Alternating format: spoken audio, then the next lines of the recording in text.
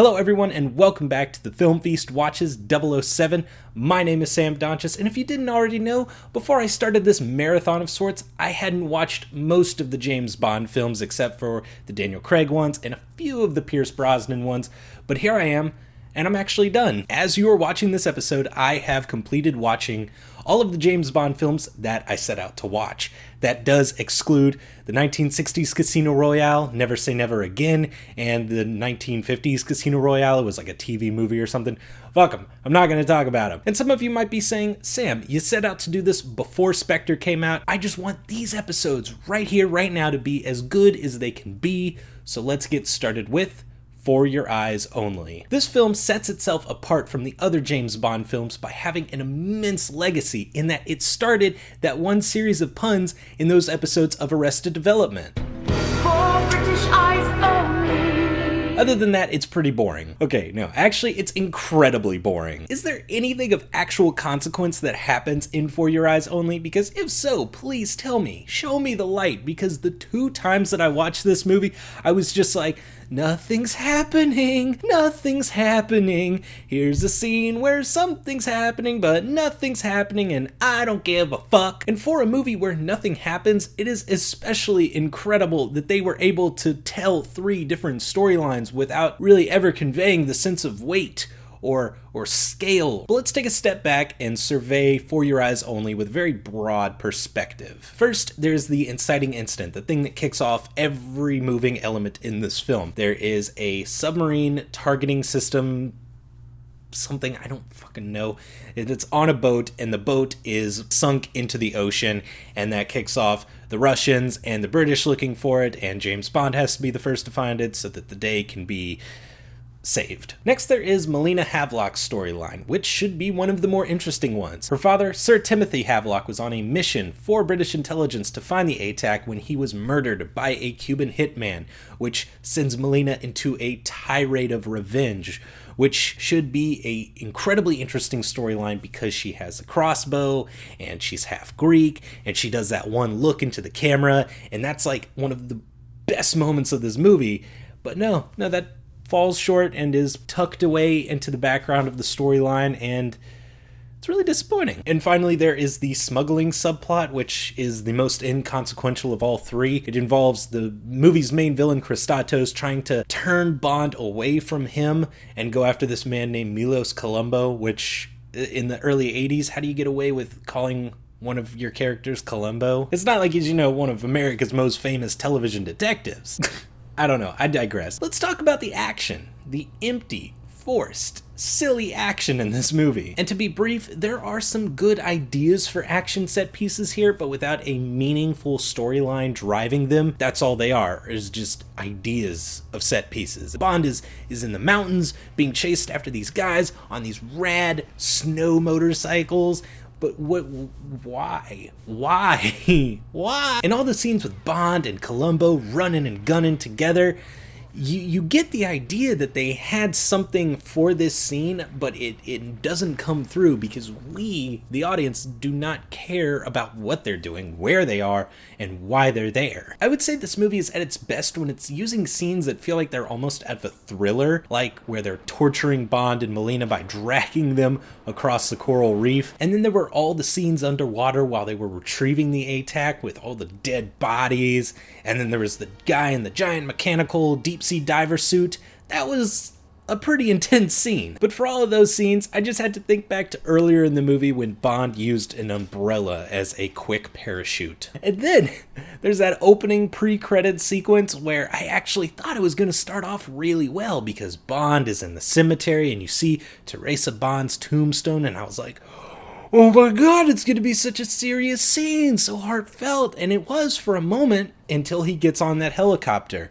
And it all starts just like kind of dwindling. Whoa, Blofeld, you're back to having a bald head and a weird scar on your eye. And you're in a wheelchair, you still got your cat, that's cool. What are you doing in that wheelchair, though? And I knew that something was off because Blofeld was in the opening sequence. And the last time we got Blofeld in an opening sequence was Diamonds Are Forever, another movie free of consequence. And it just spins downward into a ridiculous scene, one of the most ridiculous scenes in the Bond franchise. I should also mention that this was the first James Bond film that did not include Bernard Lee as M, because he was actually falling ill at the time, and instead of rushing to replace M, they used a placeholder, Bill Tanner, MI6 Chief of Staff, who would later go on to become a recurring character in the series. Unfortunately, after For Your Eyes Only came out, Bernard Lee passed away. This movie was so bad it killed a man! No, I'm just kidding. That's awful. But to turn back to Bill Tanner, the guy playing him, James Villiers, did a fine job of portraying the role, but you can tell that he was kind of uncomfortable with the whole Bond format, the formula of having all that wild technology around him, because there's a scene where they're talking about the identograph. If we could identify that someone, Why don't you try the identigraph? Why don't you try the identograph? And the identograph scene on its own is just another realm of Bond tech weirdness, but it works for the most part because Desmond Llewellyn, as always, is hilarious as Q. nose? A nose, not a banana, Q. And just to kind of put a nail in the coffin of For Your Eyes Only, let's talk about the character of BB. Like, what were the writers going for when they wrote her character? Like, hey, wouldn't it be funny if there was a teenage girl who was really into Bond, so much so that she got naked in front of him and tries to have sex with him, and he's just like, oh, no, thank you. But the fact that they wrote the scenes of her just, like, relentlessly pursuing him, it's weird. Like, no matter how many ways I spin that in my head, it's weird. And what's the deal with the music selections in this movie? The score is frankly all over the place. And I get it, you know, this is the early 80s. The cocaine is just starting to get passed around. This movie has no identity with its music. Sometimes it feels like the backing tune to a smooth jazz song. And other times it's just jaunty and upbeat and almost happy.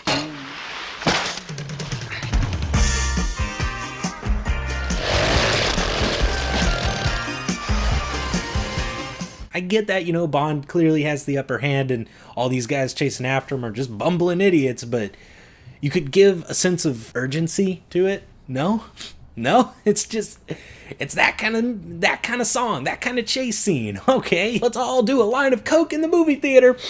So those are my feelings on For Your Eyes Only. It's a film with not much going on, and even the scenes that do try and redeem it are no match for the scenes that really do ultimately bring it down. Bond! He's there. But let's move on, shall we? To Octopussy. Octopussy, to put it plainly, is a strange film. It's even weirder than Live and Let Die in some regards. But at least I felt like Live and Let Die had some running themes related to death in it.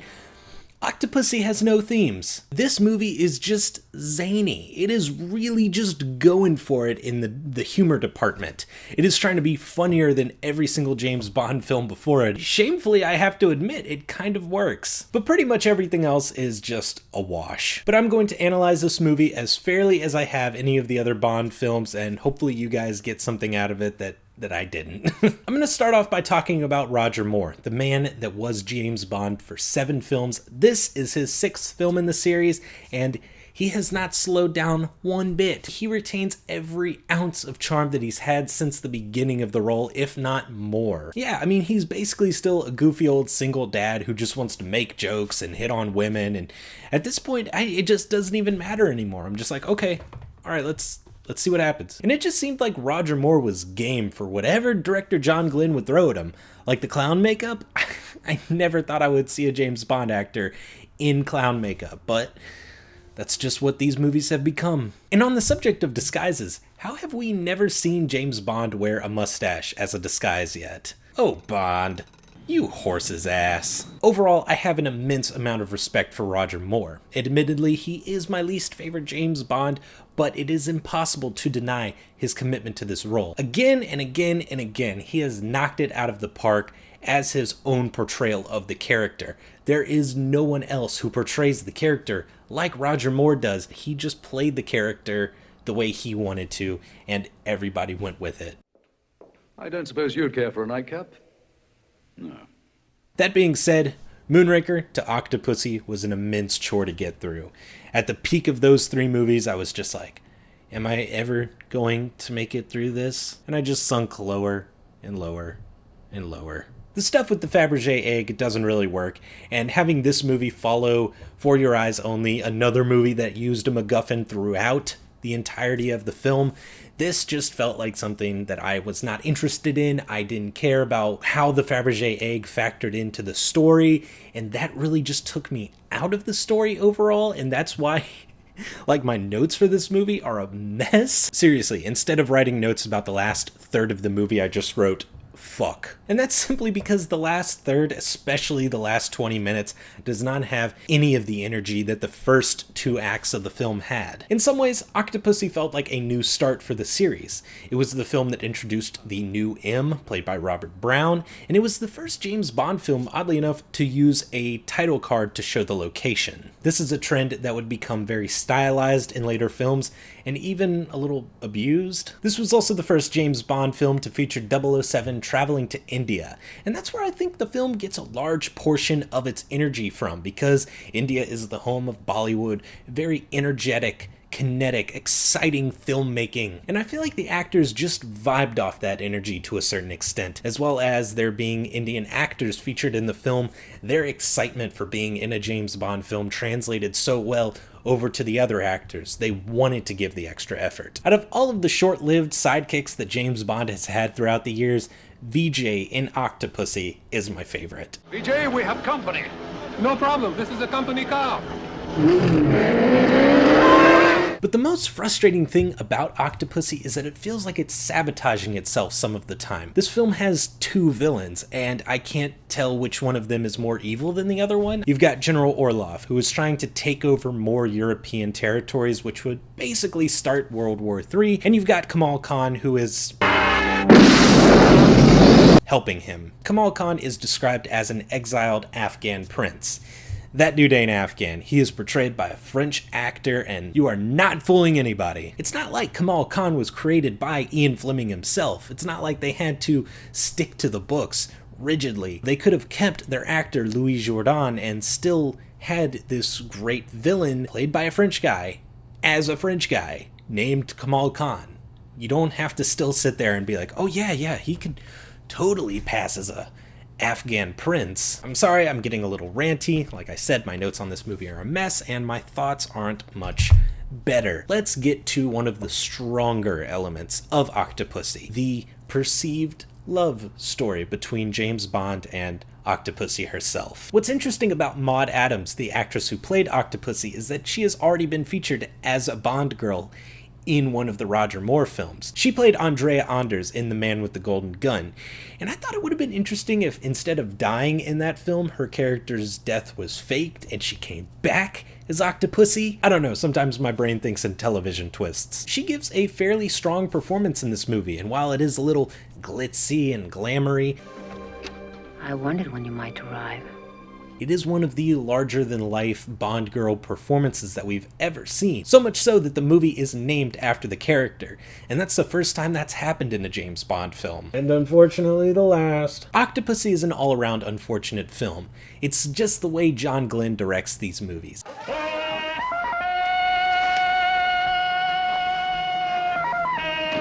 He has a certain sensibility for these silly moments that just clashes with what I feel inherently works for James Bond. Moving on to the final film of this episode, as well as Roger Moore's 7th and last outing as James Bond, A View to a Kill. That's a weird title, and there are a lot of weird things in this movie, like these all-too comical French chefs, and the fact that James Bond is snowboarding to the Beach Boys while Russians are just bumbling behind him for no reason.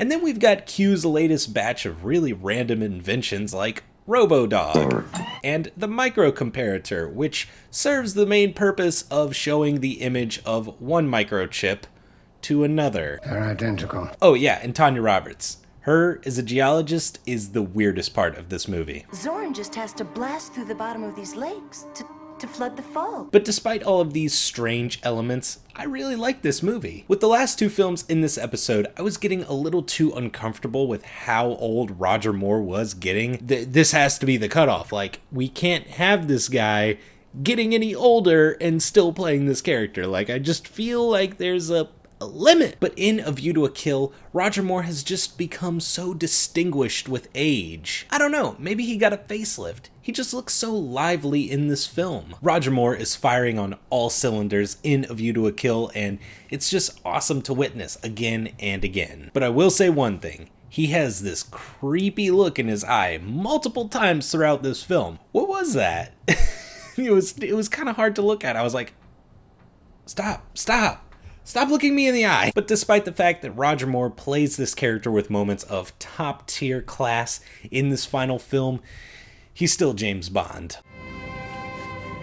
Oh, Commander Bond. Did he have that control back there just so that he could, you know what, of course he did. I don't even know why I'm asking. And this wasn't just Roger Moore's last James Bond film. It was also Lois Maxwell's. She played Moneypenny for 14 films. I wish they had given Lois Maxwell as Moneypenny a better send-off, because she has always been an essential mediator between M and Bond.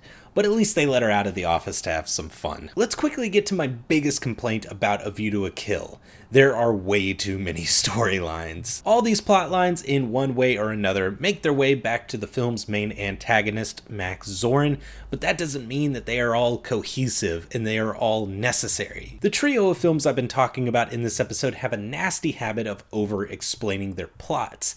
That doesn't justify the existence of having a big, larger-than-life scheme by explaining every little element of it. I don't need to be introduced to Zorin's chief oil engineer, and I don't need to know why there are horse drugs involved in some way, and why Bond cares. All I need to know is that Zorin is a psychopath who is genetically engineered by the KGB to be a super agent, and then he defected because he wants to make a lot of money by flooding Silicon Valley. That, of course, leads me to Christopher Walken, one of the more notable guest actors in the James Bond legacy. So how does he do? Just fine. He is a perfectly suitable Bond villain, more suited to, I think, the sensibilities of Sean Connery's take on the character, but we've never seen Roger Moore fight a villain like this. Zorin has a twisted philosophy, a completely broken world view, and an utter lack of care for human life in general. The scene where he straight up massacres his entire workforce working in the mine was hardcore. That's the only way I can put it.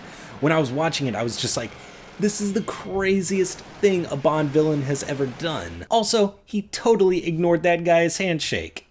Dick move, Zorin. I feel like A View to a Kill is the last time the Bond films took utter glee in just being silly for the sake of being silly. This was directed by John Glenn, after all, and there are a ton of moments that you could just tell were straight out of his brain. I mean, when you put John Glenn directing a James Bond movie in the 80s together, that's what you're gonna get. I think it was the cocaine.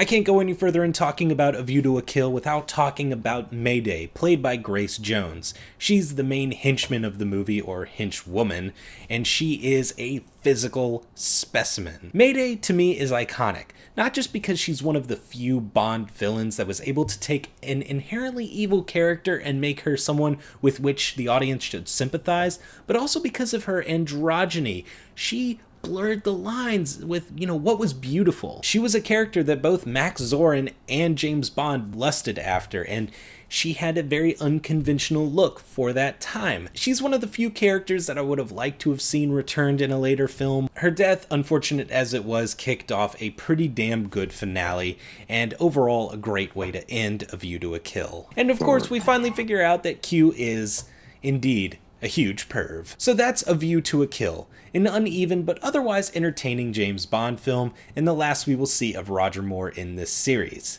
He will be mostly missed. Ta-da! We are over a hump. Roger Moore is done. We are moving on to Timothy Dalton, and it's gonna be a 2-movie episode. It's gonna be a lax one. I'm excited. Thank you so much for watching this episode of the Film Feast Watches 007.